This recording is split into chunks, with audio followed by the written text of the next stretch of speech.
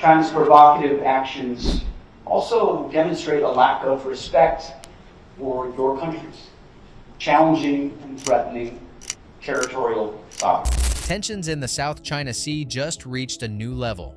The United States and the Philippines have just announced the largest joint task force in decades, a combined sea, air, and land structure designed specifically to respond to China's growing aggression in disputed waters. But here's the question everyone's asking. Is this a move to deter Beijing's advances, or a step that could actually escalate the situation into armed conflict? This is big, and it's official. Just recently, Philippine Defense Secretary Gilbert Teodoro and U.S. Secretary of War Pete Hegseth confirmed that both nations are forming a new joint task force, focused entirely on addressing maritime security challenges in the West Philippine Sea. This the culmination of joint exercises like Balikatan. According to a statement from Pentagon spokesman Sean Parnell, the group, dubbed Task Force Philippines, will increase operational cooperation, improve combined planning, and enhance interoperability, particularly in the South China Sea. In a statement, the Pentagon said the goal is to enhance interoperability and strengthen deterrence in the face of what they called coercive Chinese activities in the region. In a statement by U.S. Secretary of War Pete Hegseth, "Our alliance has never been stronger. Our mutual defense treaty is the bedrock of that. We share concerns about China's coercion in the South China Sea, particularly recently in Scarborough Shoal."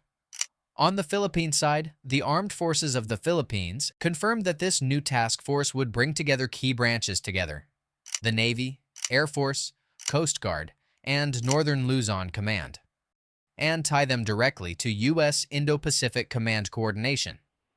In a statement by the Philippines Secretary of National Defense Gilberto Teodoro, the task force has a specific mission, and that mission is to converge with our resilience both internally and externally, and it is, shall we say, an efficiency mechanism to funnel all the activities. This isn't a drill.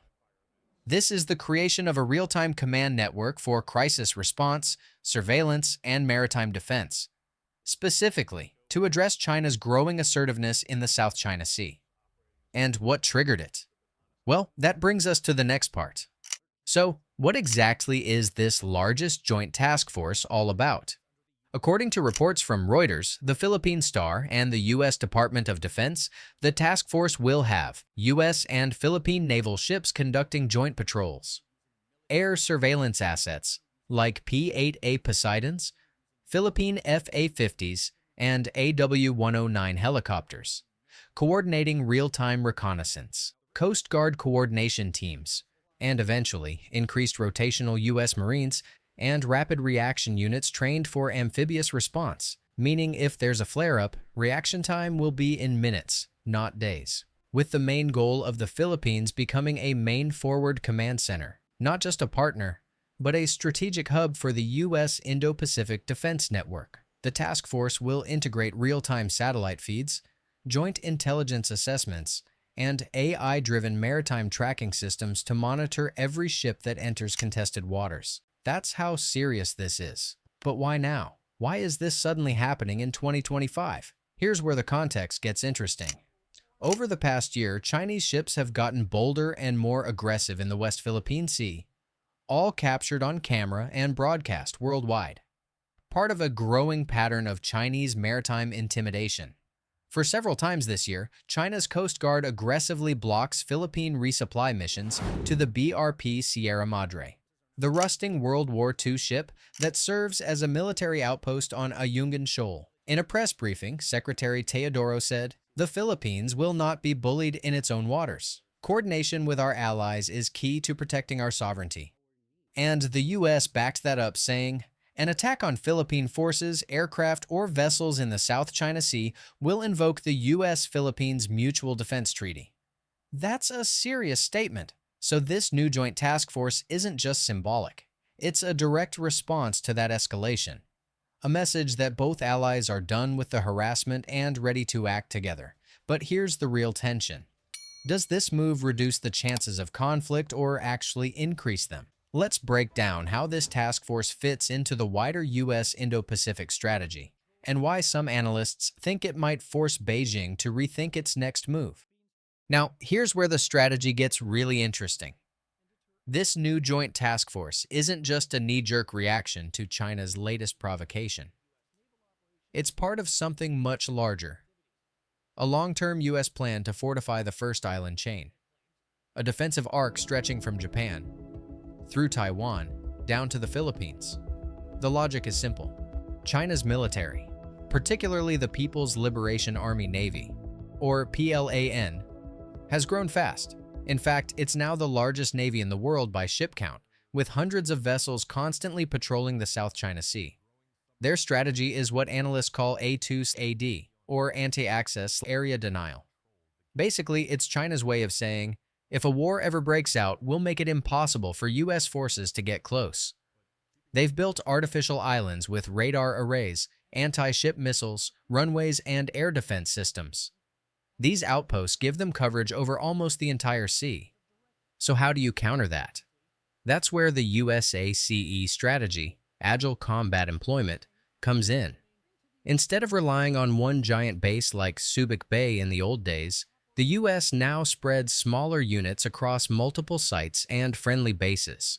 The new task force fits perfectly into that plan. It's a layered defense, flexible, fast, and unpredictable. And the Philippines is right at the center of it. But as with any alliance move, there's always the geopolitical side, and not everyone's cheering. After the announcement, Beijing was quick to respond. China's foreign ministry accused the U.S. of militarizing the region and warned that the Philippines was being used as a pawn in America's containment strategy. State-run outlets like Global Times went even further, calling the new task force a dangerous provocation that could destabilize Asia. In other words, China is not happy. Inside the Philippines, reactions are mixed. Some lawmakers and analysts believe this is a necessary step to protect the country's sovereignty. Others worry it could drag the Philippines into a future U.S.-China conflict, but the reality is, the Philippines didn't wake up one morning and decide to militarize. This move came after years of harassment in its own exclusive economic zone. And, after all that, it's no surprise Manila decided enough is enough. Still, the question remains, will this new task force stabilize the situation or push the region closer to confrontation? To answer that, we need to zoom out, because this isn't just about two countries. This joint task force marks a turning point in the Indo-Pacific power balance. For decades, the U.S. dominated regional security through bases in Japan and Guam, but China's rise changed the game, and the Philippines is becoming the new linchpin in that balance. In strategic terms, this new partnership complements other U.S. efforts, like the AUKUS alliance with Australia and the UK, the Quad with Japan and India, and now a stronger U.S.-Philippine defense network in Southeast Asia. Analysts believe that this layered alliance web is meant not to start a war, but to prevent one. The logic, if China knows the U.S. and its allies can respond quickly and decisively, then the cost of aggression becomes too high. That's deterrence, plain and simple. It's a risky game, but sometimes the only way to keep the peace is to make sure the other side knows you're ready for anything. So, is this escalation or deterrence? Maybe both. To China, it looks like an aggressive move. But to the Philippines and the U.S., it's a line in the sand. You can test our patience, but not our sovereignty. This new task force is more than just ships and soldiers. It's a message that small nations can stand tall when they stand together. Because in a world where the South China Sea could be tomorrow's flashpoint, strength and unity might just be the best form of peace. So now I'll throw it to you. What do you think? Is this bold alliance a smart deterrent or a risky escalation that could make things worse?